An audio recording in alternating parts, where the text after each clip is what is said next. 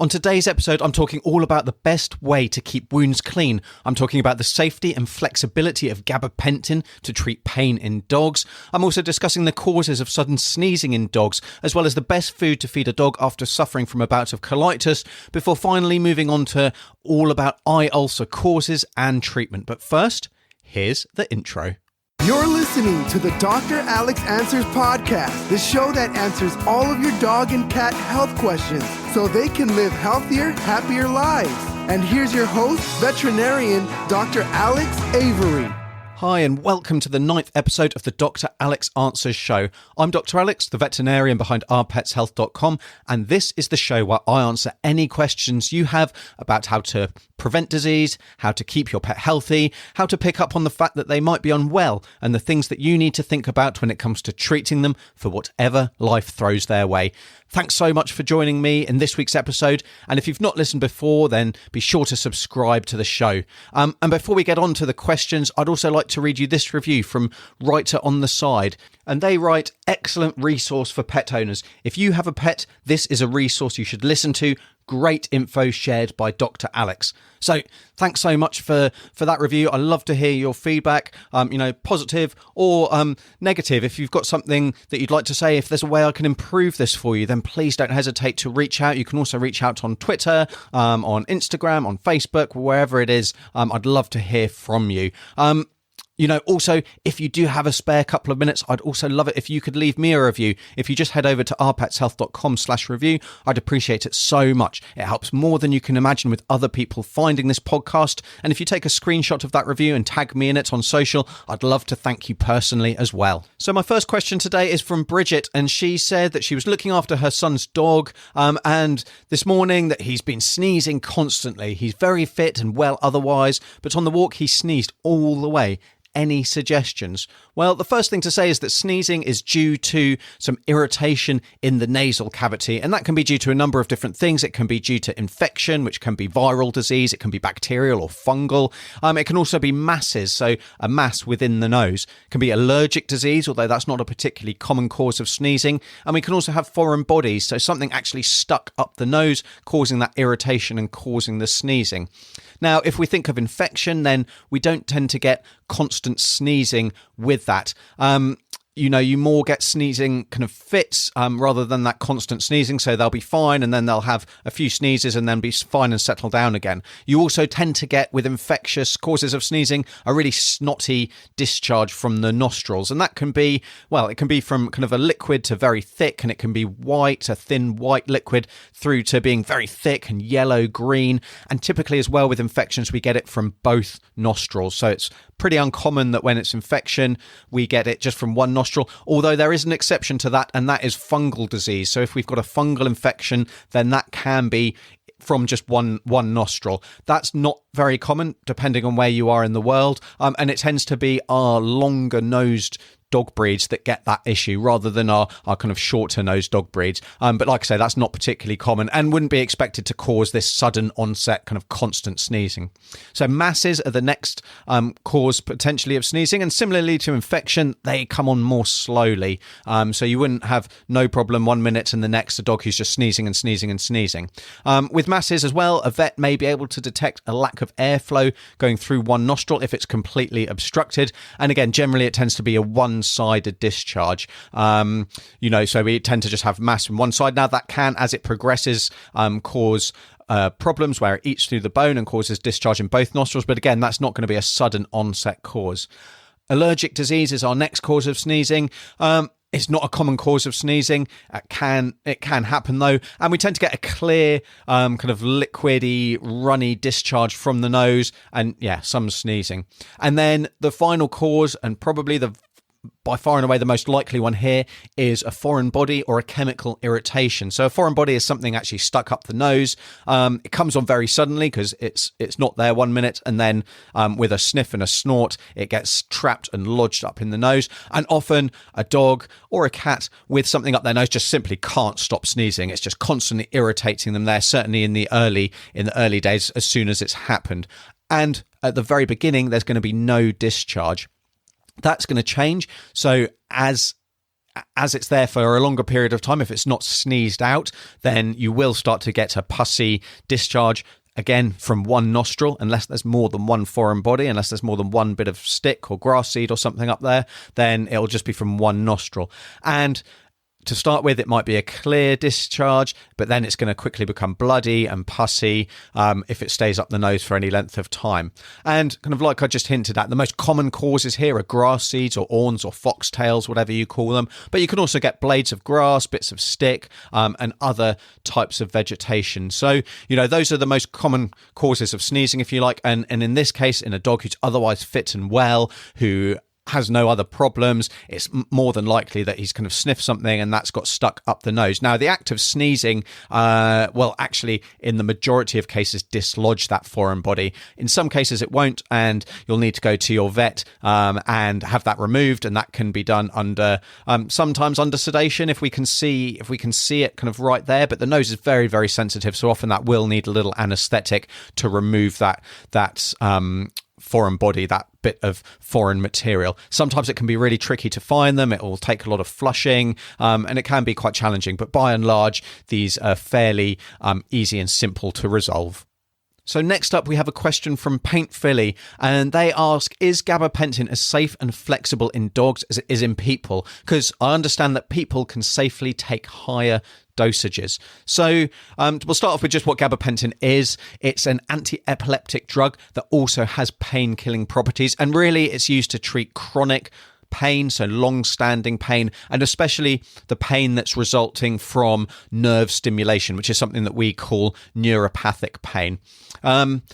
It really treats a hypersensitivity to that pain. So what happens with neuropathic pain is that the nerves, they just become they have an increased sensitivity to pain. So things that might have only been slightly painful become very painful, and that's called hypersensitivity. But with a neuropathic pain, we also get something called allodynia, and that is when non-painful things or previously non-painful things start to feel painful. So I kind of liken it to the fact that if the body is feeling pain from one particular area all the time, it really just overinterprets any signal coming from that area. So something that wasn't painful becomes painful, and something that was only kind of mildly uncomfortable becomes incredibly painful.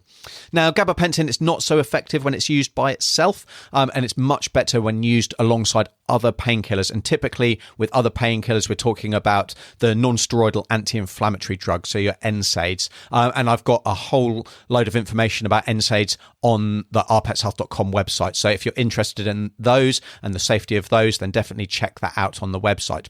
So gabapentin can also be used for a different reasons, and the other big reason is being used to reduce anxiety and reduce fear in specific stressful situations. So the classic ones for those would be vet visits, fireworks, going to the groomers, and yeah, we want to be using it, if we're using it for that, we want to be using it very intermittently and just using it for those particular events, because it tends to lose the anti-anxiety effect if gabapentin is given on a regular or long-term basis.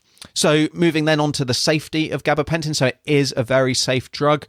But as with everything, there is the risk of side effects. And typically the most common one that we'll see will be a little bit of sedation and wobbliness. We'll occasionally get vomiting, but either way, these side effects are generally very mild and they're generally very short-lived. So it's not something that we typically have many problems with.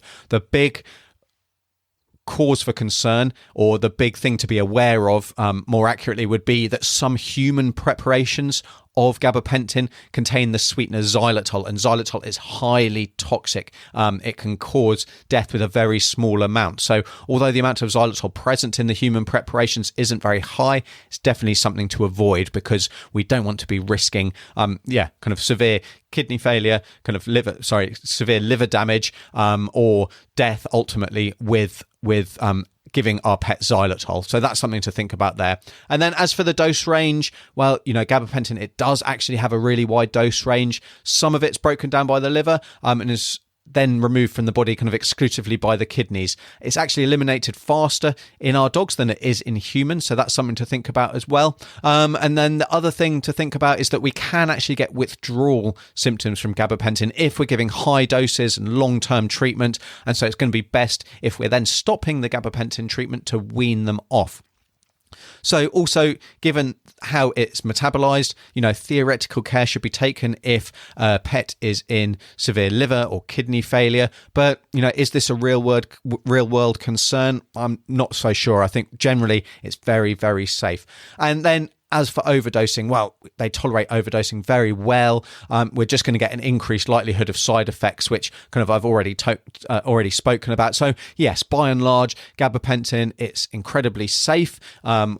Dogs can tolerate kind of higher doses. We don't want to get carried away, and it's not going to, the more we give isn't going to increase necessarily its pain-killing effects after a certain dose rate. So we want to keep within the normal dose range, and that will obviously be up to your vet to decide. But if they, get a little bit extra, it's probably not the end of the world, and it's going to be very well tolerated. And finally, gabapentin, it can be a very effective addition to pain management strategy, but it's certainly not the be all and end all, and we don't want to be relying on gabapentin as the only form of pain relief for a dog or a cat who is otherwise painful. Right, so before we jump into the next question, I just wanted to let you know that this podcast is brought to you by the Our Pets Health Signs of Pain checklist and pain monitoring chart. So learn to recognise the signs that your dog or your cat might be in pain, and be certain that any treatment or management is actually doing its job and keeping them as comfortable as possible. If you just head over to dralexanswers.com, you can access my free resource library that contains these checklists and much more.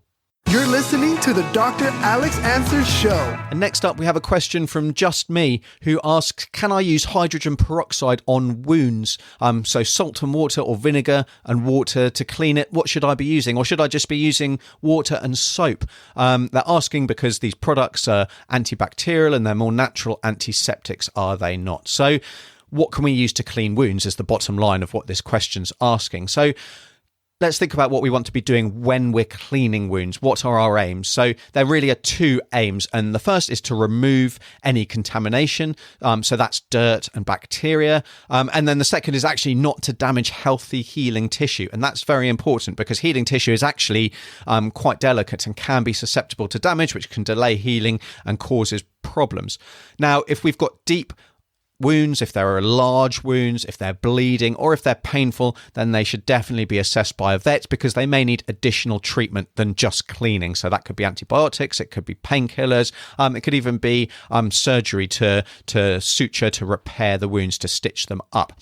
But I'll start off, if we've got a kind of a more minor wound that doesn't need veterinary intervention, then there's a kind of a saying that we have, and that is the solution to pollution is dilution. And what that really means is that if something is contaminated, so with bugs, with dirt, then we want to just dilute that as much as possible. So we want to be rinsing that with lots and lots of water.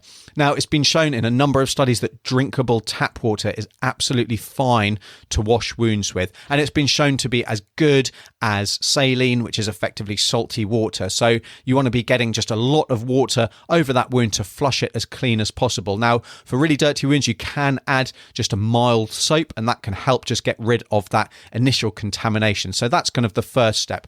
Now, if the wound is very dirty, or it's felt that there is a high risk of superficial infection, then that's when we want to be adding an antiseptic agent to help after that initial cleaning. So if we've got a wound that's actually just a little bit, was a little bit dirty, that's all been cleaned away in that first rinse. It's pretty superficial. We actually don't need to do anything other than clean it with that water. But yeah, if it was really dirty, if there's felt to be a high risk of infection, then that's when we want to be adding these antiseptic agents. So really, the first part of the question was, can we use hydrogen peroxide? And I say no, we really want to be avoiding hydrogen peroxide to clean wounds, because while it does kill bacteria, it's also been shown to slow healing. And that's because hydrogen peroxide is actually quite damaging to to healthy tissue, or it can be. If we're using it in a really kind of dilute concentration, then it may be okay, but there's no need to use it, and I think we've got better things that we can use, and those in my mind would be something called either chlorhexidine or povidone iodine. So those are two antiseptic agents that, as long as we're using them again dilutely enough, then they have good antibacterial, antiseptic action, and they're not going to damage healthy tissue. So the thing that we need to concentrate on is their concentration. So if you're buying these, then they come in two different forms. One is kind of a hand rub, a kind of a surgical scrub effectively, and they are much more concentrated, but we want the lower concentration. So with chlorhexidine, for example, we want something that's 0.02 to 0.05%, and whichever product you buy will have the concentration written on it. We also, if we're using these, we shouldn't be using them for longer than a few days. If we're needing to use them for longer than a few days, because the discharge is still there, because they're still looking puffy and inflamed, then it's likely the infection is deeper and they will need additional treatment. So if you've got concerns after a couple of days that things don't seem to be healing really nicely, then again, definitely check in with your vet and see if the wound needs anything else. There are other things that we can use. So sulfur-sulfadiazine is something that we can add to wounds. Manuka honey is another thing that we can add to wounds. And that really, we're adding those to prevent infections from becoming an issue. So if we've got an open wound, we don't want it to become infected because of bugs that are kind of in the environment and are coming into contact with the wound after it's been created. So those are a couple of things that we can add that are antibacterial, antiseptic agents without being antibiotics. In my mind, for the majority of cases, we really want to be trying to avoid using antibiotic cream as a means of preventing treatment. And the big reason for that is that antibiotic misuse is causing a lot of resistance. And while smearing a little bit of antibiotic cream on a wound is unlikely to cause any big kind of superbug to develop, it's all part and parcel of the global kind of misuse, if you like, of antibiotics. We're using them a lot more than we necessarily need to, and that's causing a whole load of problems. And ultimately, we're getting superbugs and people are dying as a result of that. So, if we've got other options to using antibiotics, we really should be making best use of them. Okay, so I hope that gives you a few useful tips should your dog or cat get a superficial wound. Go through a few things to clean it up. Use that tap water to start with. Just use a lot. Really wash it, flush it an awful lot. And then if things are severely contaminated, we can think of using something like chlorhexidine. And then if we're wanting to protect that wound and try and prevent infection, we can use things such as silver-sulfadiazine and Manuka honey. Okay, and so my next question is from Amanda, and she says that her dog is recovering from a nasty bout of colitis. What food can I offer her to tempt her to eat again? So let's start off with what colitis is. So colitis is due to a problem in the lower intestinal tract, so not up by the stomach, but lower down. And typically we'll see straining sometimes with little produced, sometimes with a lot produced. And the hallmark really of colitis is that we have mucus or some blood or both. So really mucousy, bloody stool.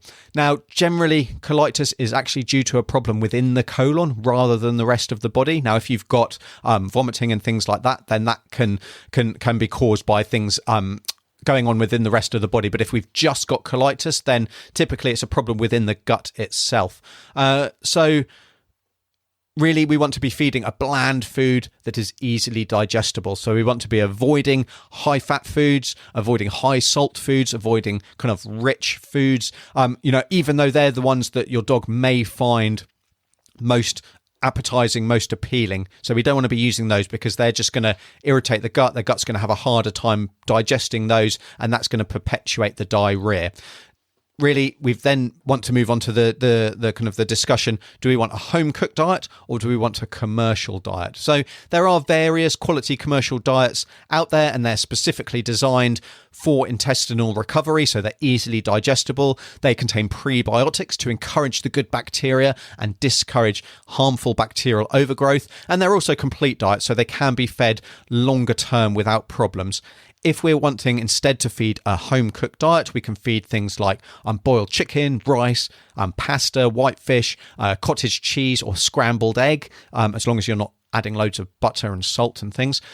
You can also try blending that just to make things a little bit easier for the stomach to digest. But we also need to bear in mind that that's not balanced, or potentially is easily digestible, or containing these prebiotics. So it's fine for mild cases, and it's fine to feed for a few days. That's not a problem, but it's not something that we would want to be feeding long term because of that lack of balance, among other things. Now, something else we can think about is we can think about giving probiotics. So probiotics is giving kind of the bacteria that are normally found in the gut, giving a kind of an extra dose of those just to try and encourage the recolonization of the colon or of the intestines with these healthy bacteria. And that can speed up recovery, but actually they don't tend to make a huge amount of difference in the time frame for recovery. So it might be by half a day, it might be by a day, but it's not making a really significant improvement in that recovery time. And there's probably a number of reasons for that. We don't necessarily know the best bugs to include in these probiotics. And also, the probiotic industry is unregulated and quality control is really poor. So, we're giving live bacteria. So handling needs to be very careful. It needs to have been stored correctly. The manufacturing needs to have, gone through, some quite tight, strict kind of regimes to make sure that they're producing kind of live bugs. And the quality control is poor. So there have been tests that have looked into the different kind of concentration of live bacteria in some of these probiotics. And in some cases, it's really tiny, or even it's non-existent. Certainly, if you've got a product that's been sitting in the sun for a while, it's a bit old, then it may not contain any good bacteria left. So that's something to think about as well. That's not going to cause any harm, but it may be that you're just wasting your money. Okay, and then moving on to how to get kind of a dog to eat, how to tempt them to eat. So we obviously want fresh food. We don't want to just leave food down for ages that's getting stale, it's getting dry and getting a bit manky. So we want to make sure there's a fresh food supply. Warming it up can help as well. That helps increase the smell, which can be just enough to kind of encourage a dog to eat. Hand feeding can really help as well to encourage a dog to eat. But having said that, we get some pets that are private eaters, so they like to kind of eat by themselves. They don't like to be watched. And if your pet is one of those, if your dog prefers to eat by itself, then just leave them to it for 20 minutes in a room with their food and see what happens. Don't hover anxiously to see if they're eating, because that's only going to put them off. And then the final thing to say is that if your dog with colitis is not eating, it's not recovering, it seems to be getting worse, or there are other problems going on, so they're not drinking, maybe they're vomiting, they may be a bit lethargic, then really you need to reassess that diagnosis with your vet. You definitely need to get a vet check in the first place, or talk to your vet again, go back to your vet for a re-examination, because things do change, and it might not just be a simple colitis that we're dealing with. So we might need additional treatment. So that could be anti-nausea treatments, for example. We might need specific treatment for something like giardia that isn't just going to resolve by itself, or there may need to be different tests run to try and reach a diagnosis. So that could be fecal testing, it could be blood testing, it could be x-rays, it could be a whole number of different things. So if you've got a dog who is sick, or who isn't getting better, or is getting worse, then we definitely need to reassess and check in again with your vet. And then just at this point, I'd like to remind you that the information that I give in these podcasts is not to substitute for a consultation and examination with your pet's veterinarian, and it should not be taken as specific advice for any individual pet. If your pet is unwell, if they're injured, or if they're suffering from any kind of problem, then talking to your vet is always the best course of action. Get your question answered at dralexanswers.com. Okay, and my final question comes from Julie, who has got a 16-year-old Jack Russell that's got an ulcer on his eye, and she'd like to know how she can treat him. But there's also another problem. So the ulcer on the eye is just an addition to a growing list of problems, and that includes idiopathic vestibular disease. It involves an infection in the nose, sneezing, losing weight. He's actually lost he's lost kind of 400 grams, which is nearly 10% of his body weight recently. He started on a number of different treatments. He's really challenging to medicate, though. The vet recently gave Newbie a long-acting antibiotic injection as an alternative to tablets, and then his health seemed to rapidly deteriorate. So she's wondering if there's any link to the antibiotics there, and really just looking for general advice, not just about the eye ulcer, but treating Newbie in general deal kind of with all the challenges that he's got. Now, I'll start off by saying that this is a really challenging one to answer in a forum such as this, because it's like there's many different health issues all contributing to the overall health picture that we've got in this kind of geriatric dog. So if we start off with eye ulcers, now there's a number of different causes for that. By and large, we treat them with an antibiotic ointment that will help prevent infection while the ulcer heals. But equally, it depends what the cause of that ulcer was. If it's caused by something called dry eye, then we need, as well as tear replacers, we might need a specific treatment, a specific eye drop for that is actually an immunosuppressant that tries to encourage the production of tears. If it was due to a foreign body, so something being stuck under the eyelid, then clearly that needs to be removed. If it was caused by something called an entropion, which is the rolling in of the eyelids, which then the hair on the eyelids kind of scratches the eye, then there's specific treatment that we need for that, which is typically surgery to correct that rolling in of the eyelids. That's not necessarily going to be something that we're going to be wanting to doing in a dog with an awful lot of other problems. So that's kind of the eye ulcer, if you like. So often we'll just give eye drops. We'll give painkillers at the same time because eye ulcers are sore. If you've ever even had a tiny bit of dust in your eye, you'll appreciate it feels like a giant rock. So we want to be treating for pain as well. Now, moving on to the kind of the long-acting antibiotic injection that was given, and then the deterioration in health. Now, antibiotics, they do have potential side effects, just like everything that we give. The most common side effects are gastrointestinal, so that's kind of diarrhea and vomiting. Now, allergic reactions are very rare. They tend to happen minutes to hours after administration if they're going to happen. But like I say, they're very, very rare. And so, I mean, my suspicion would be that the signs that she saw in Newbie after that injection was given are more likely a reflection of the underlying disease. So it sounds like there's something serious going on that's resulted in that weight loss. We've got a really unwell dog, and it's more likely that actually that's the cause of the deterioration than anything. And I'd always say that if a pet is not responding to treatment as expected, always reach out to your vet, even if it's only a matter of hours since they were last seen. So if they're getting significantly worse, then we need to know about it, because it might be that there's other things that we need to do. It might be other treatments that we need to give, other tests that we need to run. It might be that hospitalization is the best thing.